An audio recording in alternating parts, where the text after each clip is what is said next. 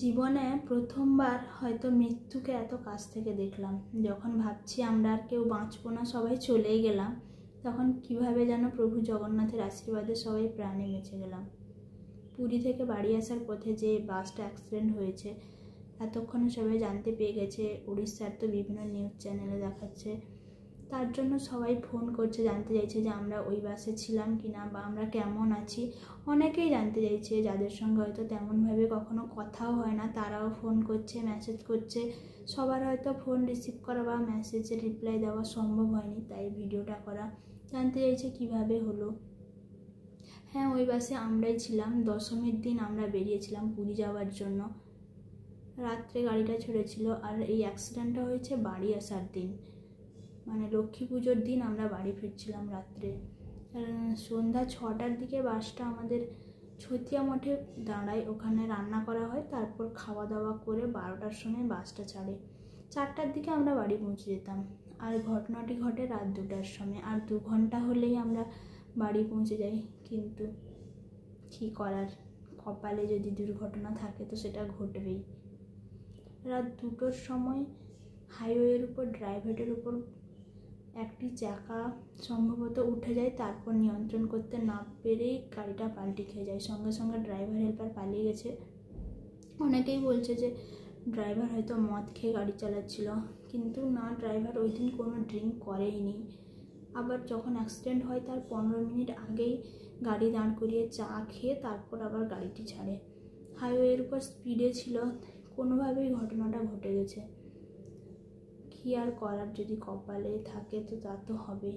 হয়তো আগে থেকেই আমাদের বিপদের ইঙ্গিত দিয়েছিল, কেননা আমাদের 2টো বাস গেছিলো, কিন্তু আমরা যে বাসে ছিলাম ওই বাসটা অনেকবার সমস্যা হয়েছে। তো একবার চিল্কা যাওয়ার পথে বাসের 2টো চাকাই বাস্ট হয়ে যায়, তো ওখানেও পাল্টি হয়ে যেত। কোনোভাবে আমরা বেঁচে গেছি। তারপর 2টো টায়ার চেঞ্জ করা হয়। আবার পুরী যেদিন আসা হয় সন্ধ্যার সময়, ওই দিন আসার পথে বাসের লাইন কেটে যায়, তো পুরো বাসের লাইট অফ হয়ে যায়। টর্চ জ্বালিয়ে কোনো রকম পুরী বাস স্ট্যান্ড অবধি গাড়িটি আসে। আর যখন অ্যাক্সিডেন্টটা হয় তখন সবাই মোটামুটি ঘুমন্ত অবস্থায় ছিল। 4-5 দিন আমাদের ঠিকমতো ঘুমানো হয়নি। শুধু গাড়ি নিয়ে বিভিন্ন ঘটনা ঘটেছে।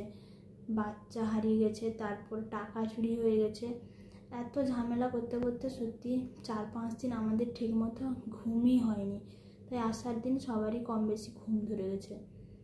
আর যখন ঘুমন্ত অবস্থায় গাড়িটা পাল্টি খায়, তখন ঘুমটা যদিও ভেঙে যায়, তখন দেখতে তো পাচ্ছি না অন্ধকারে, তখন ভাবছি যে কোথায় যেন তলিয়ে যাচ্ছি, হয়তো কোনো নয়নজলি বা নদীতে হয়তো পড়ে যাচ্ছি, আমরা আর বাঁচবো না। কীভাবে বাঁচলাম কি জানি। কাঁচ ভেঙে আমাদেরকে বের করা হয়। তারপর কিছুক্ষণের মধ্যেই পুলিশ, অ্যাম্বুলেন্স সব আসে, আমাদেরকে হসপিটালে নিয়ে যাওয়া হয়। আর সত্যি বলতে ওখানকার উড়িষ্যার লোকেদের বিহেভিয়ার এত ভালো, সত্যি ভোলার নয়। হসপিটালের প্রতিটা স্টাফ, নার্স, ডক্টর থেকে সবাই খুব ভালো ট্রিটমেন্ট দিয়েছে প্রতিটা পেশেন্টকে। এমনকি ইঞ্জেকশন নিতে ভয় করছিল বলে পুলিশ এসেও পর্যন্ত হাসিয়ে বিভিন্ন রকমের কথা বলে আমাদের ইঞ্জেকশন দিয়েছেন। এমনকি এত রাতে ওনাদের একটু বিরক্তিবোধও নেই যে এতজন পেশেন্ট আছে ট্রিটমেন্ট করতে।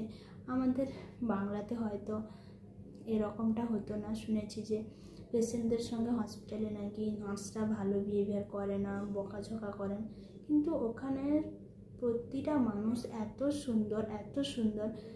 পুলিশ থেকে শুরু করে প্রত্যেকটা স্টাফ ওখানে খুবই ভালো। সত্যি ওনাদের স্যালুট জানানো উচিত। মন থেকেই ওনাদের প্রতিটা স্টাফকে স্যালুট জানাই। প্রত্যেকটা পেশেন্টকে চা দেওয়া শুরু করে তাদেরকে গন্তব্যে পৌঁছে দেওয়া, প্রতিটা কাজে সাহায্য করেছেন ওখানকার লোকেরা। ওখানে ইঞ্জেকশান, ওষুধ, প্রাইমারি ট্রিটমেন্ট যেটা হয় করে ছেড়ে দিয়েছেন।